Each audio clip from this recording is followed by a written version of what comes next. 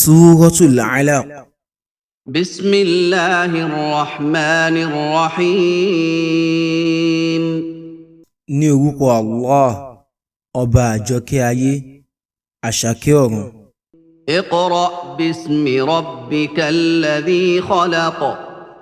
Ké ní orúkọ Olúwa rẹ, ẹni tí ó ṣẹ̀dá. Khalaqal insana min 'alaq. Ó dá ènìyàn láti inú ẹ̀jẹ̀ kíkì. Iqra wa rabbukal akram.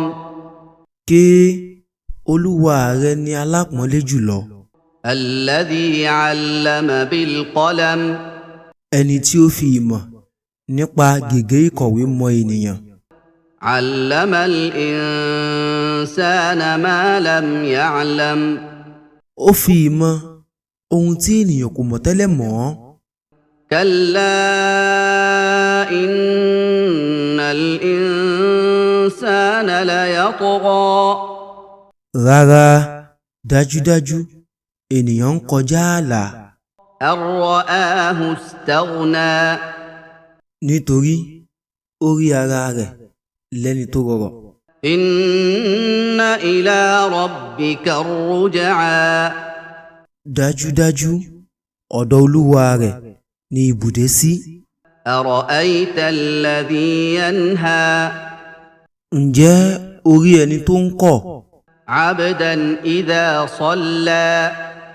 Fún ẹrúsìn kan nígbà tí ẹrúsìn náà ń kírun.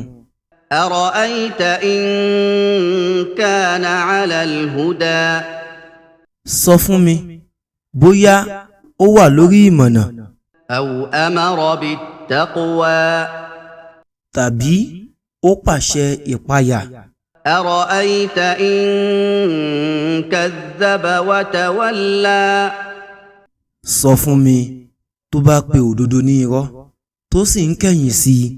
Alam ya'lam bi anna Allaha yara. Ṣé kò mọ̀ wípé dájúdájú Allah ń rí i ni? Kalla la'in lam yantahi lanasfa'an bin-nasiyah. Rárá, tí kò bá jáwọ́, a ó mú pẹ̀lú àáṣó orí rẹ̀. Nasiyatin kadhibatin khati'ah. Àáṣó orí òpùrọ́ ẹlẹ́ṣẹ̀. Falyad'u nadiyah. Nítorí náà, kó pe àwọn olùbájókòó rẹ̀. Sanad'u az-zabaniyah. A ó pe àwọn màláíkà, àwọn ẹ̀ṣọ́ iná. Kalla la tuti'hu wasjud waqtarib. Rárá, má ṣe tẹ̀lé, fi orí kanlẹ̀ kí o sì súnmọ́ Allah.